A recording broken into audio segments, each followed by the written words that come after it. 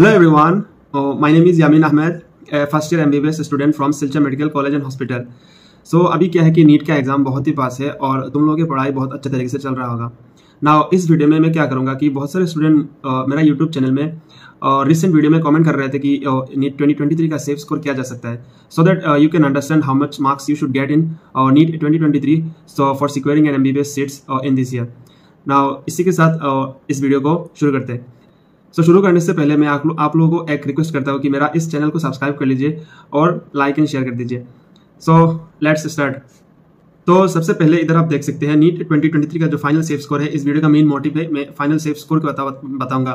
और नीट 2023 में जो तीन मेडिकल कॉलेज ऐड हुआ है, जो 3 मेडिकल कॉलेज इस बार काउंसलिंग में पार्टिसिपेट करेगा, इन तीनों का ऐड होने के बाद सेफ स्कोर क्या है इसके बारे में इस वीडियो में बात करूंगा। इधर 3 होना चाहिए, 2 नहीं, क्योंकि ये जो पीपीटी है मैंने बहुत पहले बनाया था, इसलिए नलबाड़ी मेडिकल कॉलेज ऐड होने से पहले ही मैंने ये पीपीटी बनाया था। तो इधर आप देख सकते हैं for the MBBS seats of Assam after the addition of 3 new medical colleges. इन तीनों मेडिकल कॉलेज ऐड होने के बाद कितना सीट इंक्रीज हुआ है और किन किन कैटेगरीज में कितना सीट्स गया है, मैंने सब कुछ एनालाइज करने के बाद मैं इस वीडियो को बनाया है। इस सेफ स्कोर जो बताऊंगा, मुझे लगता है इस सेफ स्कोर के आसपास ही नीट का कट ऑफ जाएगा, लेकिन सब अल्टीमेटली नीट का एग्जाम जो 7 मई को होगा उसके बाद ही पता चलेगा, क्योंकि पेपर की लेवल पर डिपेंड करता है और कितना स्टूडेंट रजिस्ट्रेशन करता है उसके ऊपर भी डिपेंड करता है। उसके लिए मैं एग्जाम के बाद वीडियो बनाऊंगा। सो इधर आप देख सकते हैं the first batch of MBBS student जो is likely to be admitted in Nalbari medical college in 2023। ये जो नलबाड़ी मेडिकल कॉलेज को NMC ने अप्रूव करने के पहले जो इन्फॉर्मेशन था वो इधर देख सकते हैं आप। असम का जो चीफ मिनिस्टर है उन्होंने नलबाड़ी मेडिकल कॉलेज पर विजिट करके इंस्पेक्ट किया है कि कॉलेज में कितना काम हुआ है, लेकिन NMC ने फाइनली रिसेंटली 2 दिन पहले ही अप्रूव कर लिया है कि नलबाड़ी मेडिकल कॉलेज इस बार काउंसलिंग में पार्टिसिपेट करेगा। तो ये आप देख सकते हैं नलबाड़ी मेडिकल कॉलेज का 2 पिक्चर है, क्योंकि ये नलबाड़ी मेडिकल कॉलेज का फुल्ली पिक्चर नहीं मिला है, तो ये शायद एडमिनिस्ट्रेटिव ब्लॉक हो सकता है। उसके बाद आप देख सकते हैं ये है कुकराझार मेडिकल कॉलेज का जो एंट्रेंस गेट है, और शायद OPD या फिर एडमिनिस्ट्रेटिव ब्लॉक होगा। तो और ये है नौगांव मेडिकल कॉलेज। असम में जितने भी नया मेडिकल कॉलेज बना है उनका इंफ्रास्ट्रक्चर बहुत ही अच्छा है। मैं ट्राई करूँगा कि मेरा बहुत सारे फ्रेंड्स हैं डिफरेंट मेडिकल कॉलेजेस में, उनके साथ कोलैब करके मैं इन सब कॉलेज का टूर कराऊंगा। मेरा इस चैनल में मैं वीडियो अपलोड करूँगा। तो फाइनली आप इधर देख सकते हैं कि after adding Kokrajhar Nagaon medical college the increase in number of seats, मतलब इन तीनों कॉलेज ऐड होने के बाद सीट्स कितना इंक्रीज हुआ। लास्ट ईयर क्या था, लास्ट ईयर 1200 नहीं, लास्ट ईयर 1100 सीट्स था दुबड़ी ऐड होने के बाद। तो इस साल 3 मेडिकल कॉलेज ऐड होने के बाद the number of seats increase is 300 seats, मतलब इस बार असम में MBBS सीट्स 1400 है। तो 300 सीट्स इंक्रीज होने के बाद इन तीनों को कैलकुलेट करने के बाद 85% स्टेट कोटा में 235 सीट्स आता है, क्योंकि 15% AIQ में चला जाता है और 20 सीट्स जो असम में नॉर्थ ईस्ट कोटा है उसमें रिजर्व रहता है, मतलब 14 सीट्स नॉर्थ ईस्ट कोटा में रहता है और 6 सीट्स सेंट्रल पूल में दिया जाता है। तो इसी तरह कैलकुलेट करने के बाद असम में 85% सीट्स में 235 सीट्स बचा रहता है आउट ऑफ 300 सीट्स।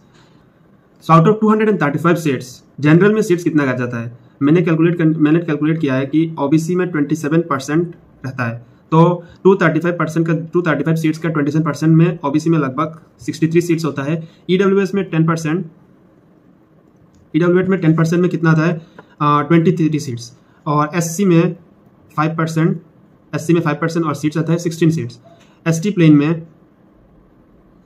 में भी आता है 10% और ST हिल्स में आता है 7%। नहीं, SC में आता है 7% और ST हिल्स में आता है 5%। तो इन सबको कैलकुलेट करने के बाद जनरल में सीट्स कितना बचा रहता है, लगभग 80 सीट्स से कम होता है, क्योंकि PWD में सीट्स रिजर्व रहता है। देखिए PWD में जो 50 सीट्स दिया रहता है असम में, उनमें अलग से कोई रिजर्वेशन नहीं है PWD का।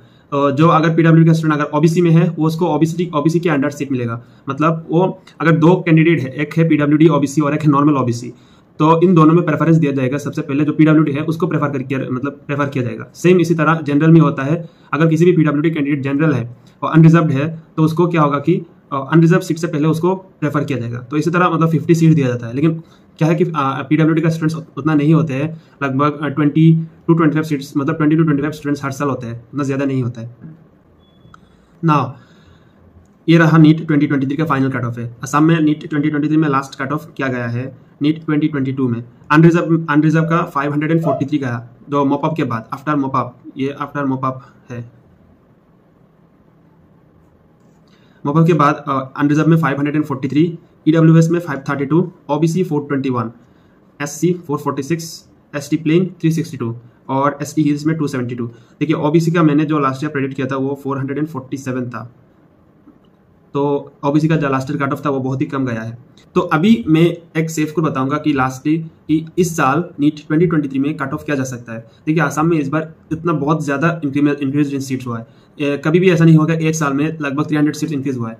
लेकिन 300 से इंक्रीज हुआ है इसका मतलब ये नहीं कि कट ऑफ कम बहुत ही कम हो जाएगा, ऐसा नहीं होगा, क्योंकि क्या है कि दिन ब दिन जो कंपटीशन का लेवल है वो इंक्रीज हो रहा है। इसीलिए क्या होगा कि ऐसा नहीं है कि कट ऑफ कम हो जाएगा, उतना इंक्रीज भी नहीं होगा, क्योंकि क्या है कि सीट्स बहुत ही ज़्यादा इंक्रीज हुआ है।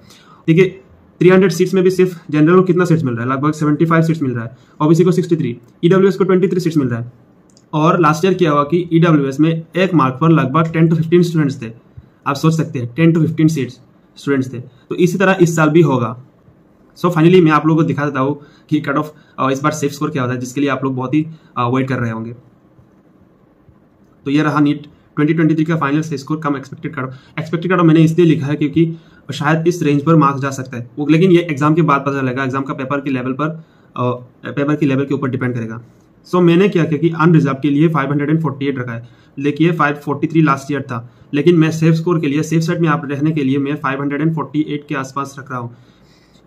लेकिन आप लोग बोल सकते हैं कि कट ऑफ, तो आपने बोला कि कट ऑफ कम हो जाएगा, लेकिन इधर कट ऑफ इंक्रीज क्यों लिखा है? देखिए कट ऑफ मैं इसलिए इंक्रीज रखा हूँ कि आप लोगों को एटलीस्ट 550 के आसपास आपका जो टारगेट है वो रहना चाहिए, क्योंकि अगर 550 आप ले आते हैं तो आप मान सकते हैं कि आप 100% श्योर है कि असम में आपको एमबीबीएस सीट्स मिल जाएगा। तो इसलिए अनरिजर्व के लिए मैंने सेफ स्कोर रखा है 548 प्लस। ईडब्ल्यूएस में 536 प्लस, ईडब्ल्यूएस में मैंने लास्ट ईयर 532 गया था, तो इस बार मैं 536 प्लस रख रहा हूँ। तो आप अगर ईडब्ल्यूएस है तो आपको एटलीस्ट 540 लाना चाहिए। ओबीसी का रेंज मैंने इस साल एक रेंज रखा है, क्योंकि ओबीसी का कट ऑफ क्या होता है हर साल वेरी करता है। ओबीसी का कैंडिडेट्स किसी साल बहुत ही ज्यादा होता है और किसी साल बहुत ही कम होता है। इस साल पता नहीं कितना स्टूडेंट्स ने ओबीसी का स्टूडेंट रजिस्टर करेंगे, तो इसलिए मेरा जो रेंज है वो 430 to 450 है, ओबीसी का जो रेंज है। उसके बाद एससी में लास्ट ईयर 447 गया था, शायद नहीं 446 गया था। एससी का स्टूडेंट्स का जो कट ऑफ है वो बहुत ही इंक्रीज कर गया था लास्ट ईयर। इस साल भी मुझे लग रहा है इंक्रीज करेगा मतलब उतना ज्यादा नहीं इंक्रीज, क्योंकि एससी का सीट्स आप देख सकते हैं, एससी का सीट्स लगभग 16 सीट्स है, तो एटलीस्ट आपको 450 लाना चाहिए। लेकिन अगर आपने 435 to 445 के आसपास अगर है तो आप सेफ जोन में है, अगर आपने इतना ज्यादा मतलब इतना मार्क्स कर लेते हैं। उसके बाद आता है एसटी प्लेन में एटलीस्ट 360 to 370 आपका सेफ स्कोर है। अगर आपने इतना मार्क्स कर लिया है तो आपको पता चल सकता है कि आपको एमबीबीएस सीट्स मिल जाएगा इस बार। और एसटी हिल्स में भी 270 to 280, और अगर आपका मार्क्स इस रेंज पर आ जाता है तो आप मान सकते हैं कि आपका सिलेक्शन पक्का है। तो ये सेफ स्कोर देख के आप पता चल सकता है कि आपको इस साल नीट में कितना मार्क्स लाना चाहिए। देखिए मेरा टारगेट है, मैं आप लोगों को बताऊंगा कि नीट में आपको एटलीस्ट सेफ स्कोर में बारे में जाना नहीं चाहिए। आपको क्या करना है कि आपको तो ट्राई करना है 550 प्लस का क्रॉस करना है। अगर आपका सिलेबस रह गया है, अगर आप किसी भी कैटेगरी से बिलोंग करते हो और सिलेबस आपको बहुत ही ज़्यादा रह गया है, तो आप इस सेफ स्कोर से पता चल सकता है कि आपको कौन कौन से सब्जेक्ट पे कौन कौन सा चैप्टर छोड़ना है, क्योंकि अभी नीट का एग्जाम बहुत ही पास में है, 7 में है और आपको लगभग 1 महीना है, आपको रिवाइज भी करना है, टेस्ट भी देना है। तो आपको क्या करना है, इसको देख के आपको पता चल सकता है कि आपको कौन कौन सा सब्जेक्ट में कौन सा चैप्टर छोड़ना है। जैसे कि आप देख सकते हैं फिजिक्स में जो मैकेनिकल प्रॉपर्टीज ऑफ फ्लूइड्स है वो आप अभी छोड़ सकते हैं, क्योंकि उसमें से क्वेश्चन नहीं आता है, अगर आता है तो एक क्वेश्चन आता है, वो भी सरफेस टेंशन से आता है। तो आपको ऐसे सिलेक्ट करके पढ़ना है अगर आपका सिलेबस बहुत ही ज़्यादा रह गया है। जैसे कि रोटेशनल मोशन में बहुत ही लंबा चैप्टर है, अगर आप इसको अभी स्टार्ट कर रहे हैं तो आपको लगभग 10 to 15 डेज लग जाएगा इसको खत्म करने के लिए। तो रोटेशनल मोशन में आपको सिलेक्टिव टॉपिक को पढ़ना है, मैकेनिकल प्रॉपर्टीज में आपको सिलेक्टिव टॉपिक पढ़ना है। इसी तरह फिजिक्स केमिस्ट्री में भी है।